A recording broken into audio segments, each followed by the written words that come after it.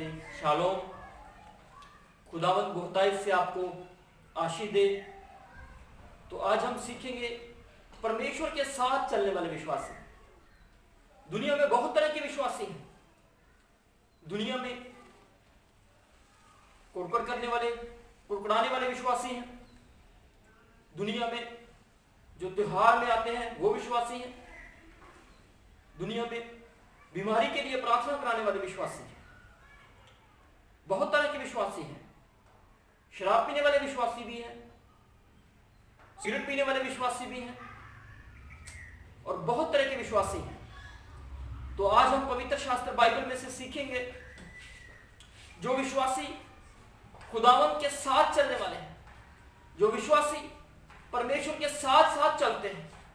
तो हम पवित्र शास्त्र बाइबल में से पढ़ेंगे इब्रानियों की किताब 11 अध्याय और उसका 3 वचन से हम पढ़ेंगे। सचमुच खुदावंद महान है और पवित्र शास्त्र बाइबल इन विश्वासियों की गवाही देती है। पवित्र शास्त्र वचन इन विश्वासियों की गवाही देता है। तो हम पढ़ेंगे।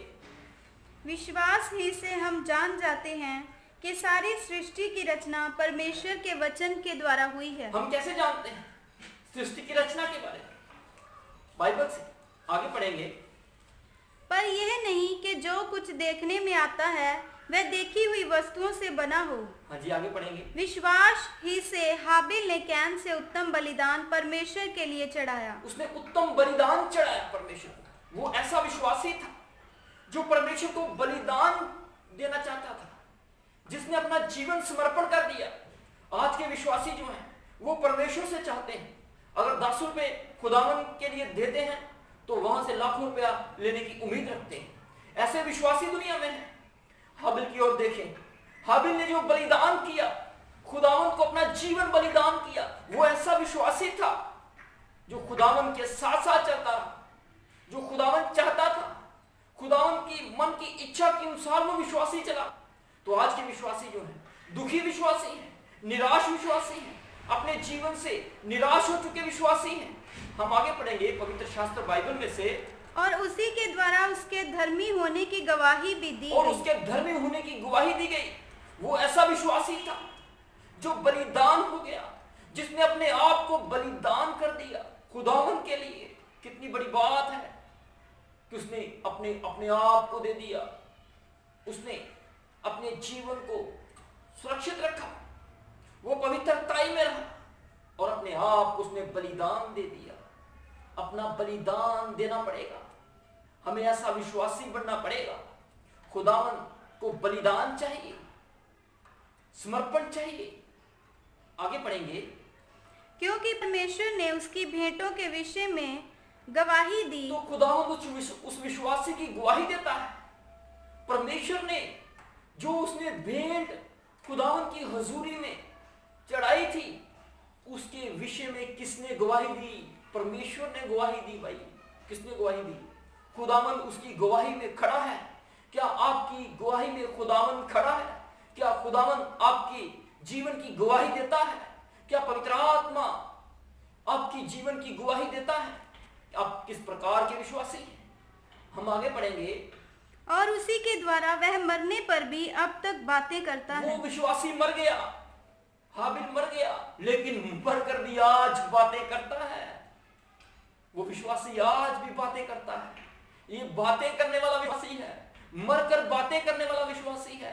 आज बहुत से विश्वासी हैं, मुर्दा विश्वासी हैं, जिनका जीवन मुर्दा है, जो आत्मा में मरे हुए हैं और सिर्फ खुदावन से पैसा चाहते हैं, ब्लेसिंग चाहते हैं और संसार को प्रिय जानते हैं, संसार को प्यार करते हैं कायम की तरह। और वो धरती की उपज से परमेश्वर को प्रसन्न करना चाहता था। हाबिल ने अपने जीवन के बलिदान से खुदावंद को प्रसन्न किया। आगे पढ़ेंगे। विश्वास ही से हनोक उठा लिया गया। कैसे उठा लिया गया हनोक? विश्वास से उठा लिया गया। आप जानते हैं क्यों उठा लिया गया? 365 वर्ष खुदावंद के साथ साथ चलता रहा ये विश्वासी। ये बहुत बड़ी गवाही है इस विश्वासी की। ये विश्वासी वो थे जो परमेश्वर के साथ साथ चलने वाले थे, खुदावंद के साथ साथ चलने वाले थे। पढ़ेंगे कि मृत्यु को ना देखे और और वो विश्वासी परमेश्वर के साथ साथ चलता था। क्यों चलता था? क्योंकि मृत्यु को ना देखे, मौत को ना देखे, वो ऐसा विश्वासी था। आज के विश्वासी जो हैं वो किसके साथ साथ चलते हैं? वो पैसे के साथ साथ चलते हैं। आज के विश्वासी जो हैं वो खुदावंद को छोड़कर तेल पानी के ऊपर विश्वास करते हैं।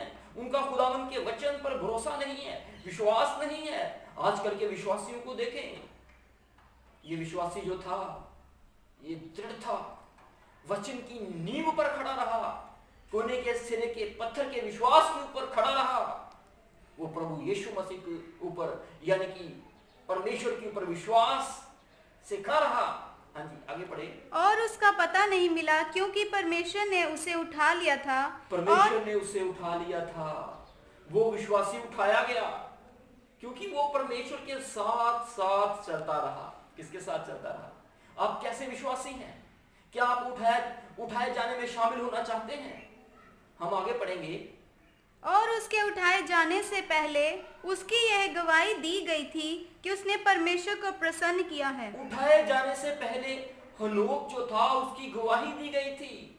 हनोक की गवाही दी गई थी।